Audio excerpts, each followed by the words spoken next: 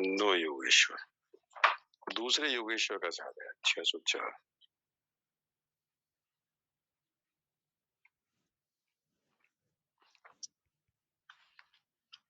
तो ये कहते हैं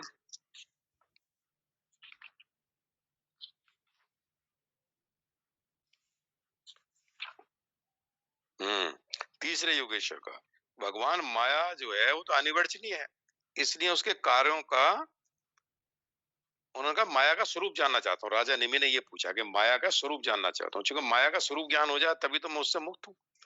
तो वो कहते हैं तीसरे योगेश्वर कि आदि पुरुष परमात्मा जिस शक्ति से संपूर्ण भूतों के कारण बनते हैं, जो शक्ति है माया शक्ति, तो आदि पुरुष परमात्मा जिस शक्ति से संपूर्ण भूतों के कारण बनते हैं और उनके विषय भोग तथा मोक्ष की सिद्धि के लिए अथवा अपने उपासकों की उत्कृष्ट सिद्धि के लिए स्वनिर्मित बोलना है, पंचभूतों के द्वारा नाना प्रकार के देवता मनुष्य आदि शरीरों की सृष्टि करते हैं।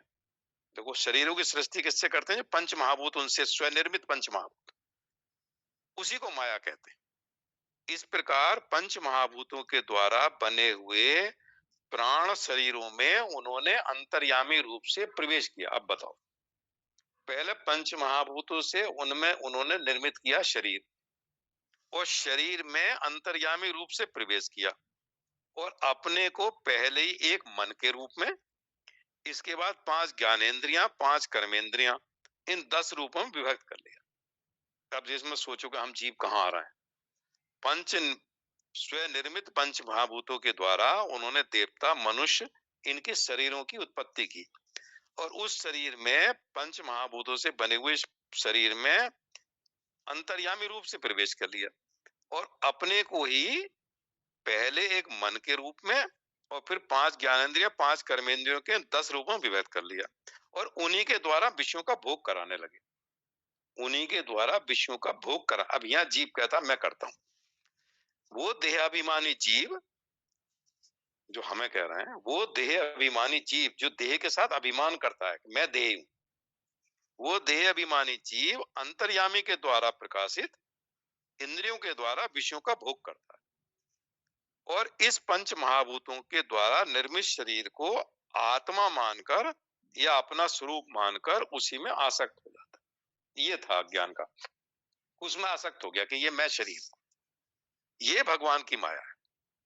अब वो कर्मेंद्रियों से सकाम कर्म करता है और उसके अनुसार शुभ कर्मों का फल प्राप्त करता है, सुख प्राप्त करता है, और अशुभ कर्म करता है तो फल दुख भोग करने लगता है, और शरीरधारी होकर इस संसार में भटकने लगता है।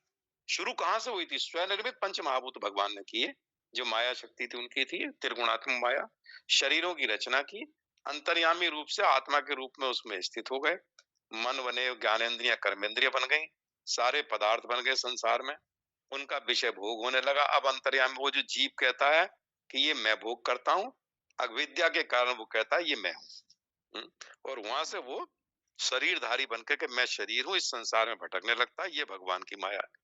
इस प्रकार ये जीव ऐसी अनेक कर्म गतियों को और उनके फलों को प्राप्त करता है, और महाभूतों के प्रलय पर्यंत, जब तक महाप्रलय नहीं होती, विवश होकर जन्म के बाद मृत्यु और मृत्यु के बाद जन्म को प्राप्त होता रहता है। ये भगवान की माया। जब पंच महाभूतों के प्रलय का समय आता है, तब अनादि और अनंत काल स्थूल तथा सूक्ष्म द्रव्य और गुण रूप इस समस्त व्यक्त सृष्टि को अव्यक्त की ओर, अपने मूल कारण की ओर खींचता है। ये भगवान की माया, मतलब भगवान जाके लीन हो जाता है महाप्रलय में, लेकिन बेचारा तब तक चला आ रहा। फिर वो बता रहा है कि किस किस तरह से उसका वो होता है। तो इसी को भगवान कहते हैं, एक और बढ़िया इसमें है कि किस तरह का मनुष्य उत्तम 3 तरह के साधक बताए हैं कि भगवत भक्त का लक्षण कीजिए।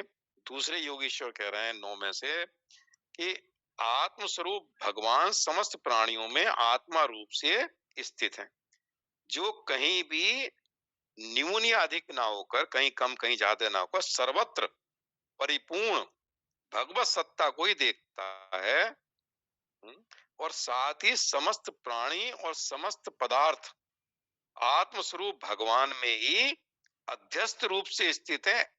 ऐसा अर्थात वास्तव में सब कुछ भगवत स्वरूप ही है। एक परमात्मा के अलावा दूसरी सत्ता ही नहीं है। इस प्रकार जिसका अनुभव है, ऐसी जिसकी सिद्ध दृष्टि है, उसे भगवान का उत्तम भागवत समझना चाहिए। मतलब पहली कैटेगरी का भक्त है, भगवत भक्त का जो लक्षण। तो पहला ये कि सब जगह उसे वासुदेव सर्मिति स महात्मासु दुर्लभ, कि सब जगह उसे उसी परमात्मा, तो प्रकृति भी उसी की है, पंच महाभूत उसी से स्वनिर्मित है, वही प्रकृति के रूप में, कार्य रूप में व्यक्त हो रहा है। प्रकृति व्यक्त हो रही है, परमात्मा की शक्ति है वो व्यक्त हो रही है तो एक ही चीज। तो वो कहते हैं कि उसमें वही व्यक्त हो रहा है, तो शरीर भी वही है और अंतर्यामी रूप से बैठा हुआ है, इसको सबको शक्ति भी वही दे रहा है, चला भी वही रहा है। तो वो कहते हैं उसमें वो सब जगह एक ही दृष्टि रखता है कि दूसरा कोई तत्व नहीं है, एक ही तत्व इस संसार में है जो ब्रह्म तत्व है। तो उत्तम भागवत समझा, वासुदेव सर्मिति सहमान, ऐसा व्यक्ति दुर्लभ हो जाता है। तो इसको भागवत में कहा है उत्तम भागवत समझना चाहिए, जो दूसरे नो योगेश्वर में दूसरे हरि जी जो योगेश्वर बोलते हैं। और जो भगवान से प्रेम करता है, उनके भक्तों से मित्रता करता है, दुखी और अज्ञानियों पर कृपा करता है, भगवान से द्वेष करने वालों की उपेक्षा करता है, वो मध्यम कोटि का भक्त है। भगवान से प्रेम करता है, उनके भक्तों से मित्रता करता है, अज्ञानियों पर कृपा करता है, भगवान से द्वेष का जो करता है उसकी उपेक्षा करता है, उससे द्वेष नहीं करता। लेकिन वासुदेव सर्मिति मतलब वो सब जगह भगवान वासु उसको देखता है, वो उत्तम टाइप का, और ये मध्यम हो गया। और तीसरा कहता है जो भगवान की मूर्ति आदि की पूजा तो श्रद्धा से करता है, परंतु भगवान के भक्तों या दूसरे लोगों की विशेष सेवा शुश्रूषा आदि नहीं करता, वो साधारण शरीर का मतलब वो भेद दृष्टि रखता है। तो भेद दृष्टि रखता है, मूर्ति में तो भगवान को देखता है लेकिन बाकी में वो भेद दृष्टि रखता है, राग द्वेष रखता है, द्वेष रखता है, घृणा रखता है, तो उसको कहते हैं वो साधारणता के भक्त। जो श्रोत नेत्र आदि इंद्रियों के द्वारा शब्द रूप आदि विषयों को ग्रहण तो करता है, परंतु अपनी इच्छा के प्रतिकूल विषयों से द्वेष नहीं करता, और अनुकूल विषयों के मिलने पर हर्षित नहीं होता। उसकी यही दृष्टि बनी रहती है कि सब हमारे भगवान की माया है, वो पुरुष उत्तम भागवत है, जो राग द्वेष से रहित हो जाता है। संसार के धर्म जिनके मन में विषय भोग की इच्छा, कर्म प्रवृत्ति, उनके बीज वासनाओं का उदय नहीं होता, जो एकमात्र भगवान वासुदेव में ही निवास करता है, वो उत्तम भागवत है, भगवत भक्त है, जिसका इस शरीर में न तो सतकुल में जन्म तपस्या आदि कर्म से भेदभाव नहीं रखता। मतलब भगवत भक्त के ऊपर फिर बताया।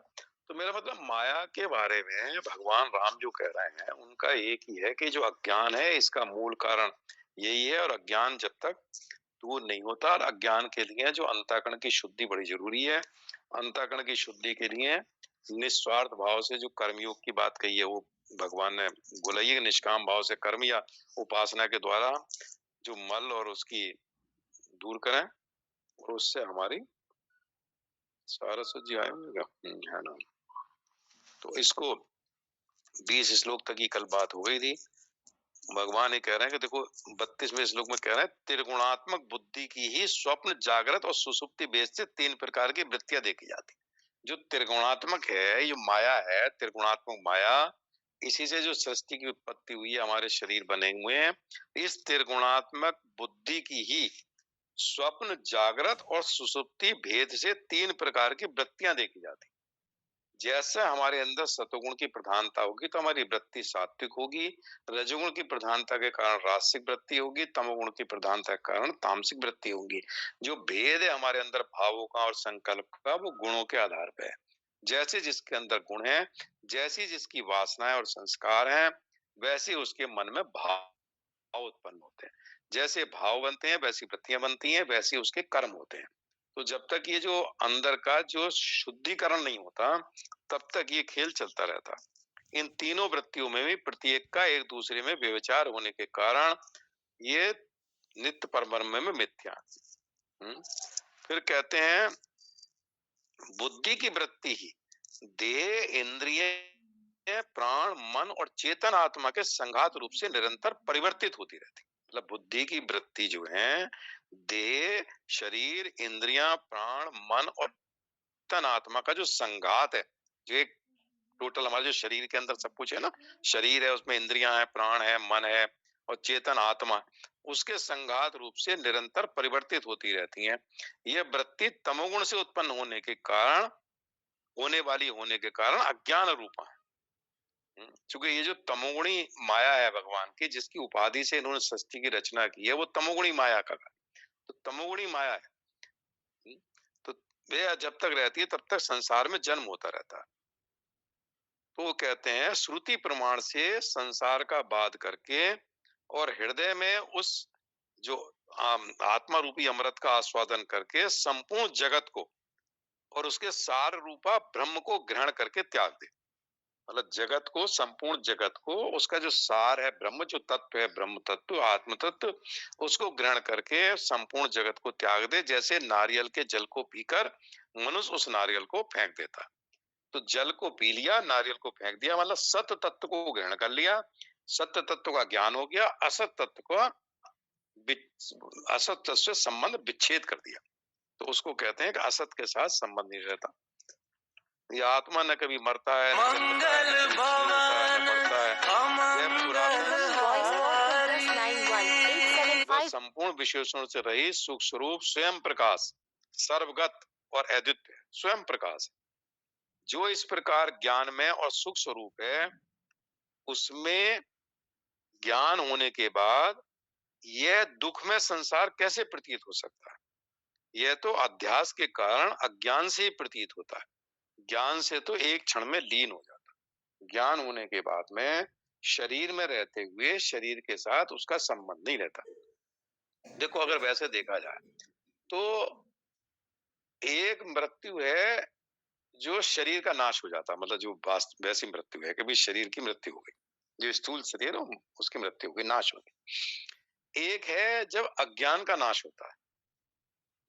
अज्ञान का जब नाश हो जाता है और अपने स्वरूप का बोध हो जाता है, और जब अपने स्वरूप का बोध हो जाता है तो सही पूछो तो वास्तविक मृत्यु ही है कि जिसमें अपने स्वरूप का बोध हो गया। उसमें क्या होता है कि जो जीव है कि मैं जीव हूं, वो भाव समाप्त हो जाता, भाव हमेशा के लिए मर जाता। उसे अपने स्वरूप का जब बोध हो जाता है तो जीव भाव, जो जीव है, जो अनंत जन्मों से हम जीव बने हुए, वो जीव भाव समाप्त हो जाता है। उसे एक ज्ञान हो जाता है मैं जीव नहीं। जीव तो एक खाली प्रतिभासी सत्ता है, जो उसका प्रतिबिंब है आत्मा का। मैं वास्तव में वो आत्म तत्व हूं। तो जब उसका अज्ञान नाश होता है, जिस दिन अज्ञान नाश होता है, अपने स्वरूप का बोध होता है, तो अज्ञान का नाश का मतलब है जीव भाव का नाश हो गया। जीव भाव तो अज्ञान है। मैं एक स्वतंत्र सत्ता हूं, मेरी शरीर में, मैं शरीर के साथ मेरा संबंध है, मेरा, मैं सुख शरीर के साथ में मन हूं, मैं बुद्धि हूं। इसका जब अज्ञान दूर हो जाता है, मैं इन सबसे अलग हूं, जो शुद्ध ब्रह्म तत्व है, तो उसको ये लगता है कि अब जब वो जो जीव था, ये जीवित, इसीलिए कहते हैं जीवित अवस्था में मुक्ति, कि अब वो मुक्त हो गया। इस अज्ञान से मुक्ति का मतलब है जीव भाव से मुक्त हो गया। जो अज्ञानी जीव है, अविद्या जो है, अविद्या ही तो जीव है।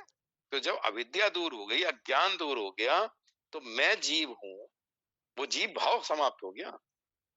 उस आत्म तत्व का ज्ञान हो कि आत्म तत्व में स्थित है। उसी को कहते हैं आत्मा में भ्रमण करता, आत्मा में तृप्त रहता, आत्मा में स्थित रहता, जो स्थित प्रज्ञ है।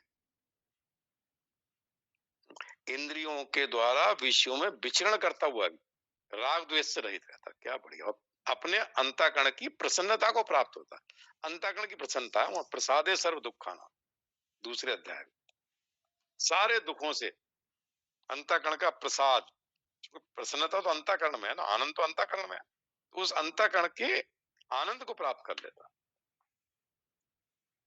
तो यहाँ ये है कि इसीलिए मनुष्य शरीर दिया। मनुष्य शरीर का मुख्य उद्देश्य यही होता कि वो जो ज्ञान है, जो अज्ञान दूर है, वो अज्ञान केवल मनुष्य शरीर में दूर होता है। बाकी बाकी सब भोगियों नहीं है। किसी भी लोक में चले जाएंगे तो आपने जो हमारे पुण्य जो हम लेके गए यहाँ से, तो जितना रेशियो में हमारे पुण्य इकट्ठा करे हमने, उतने ही समय तक उन पुण्यों को भोग करते हैं। कि उस लोक में जाके जैसे भी हमारे पुण्य जहां जिस लोक में जाके भोगेंगे, तो वहां भोग करते हैं उन पुण्यों का। तो उस पुण्य के भोग में हमें इतना समय नहीं होता कि हम कभी स्वाध्याय और ज्ञान की चर्चा वहां हो सके। तो एक मनुष्य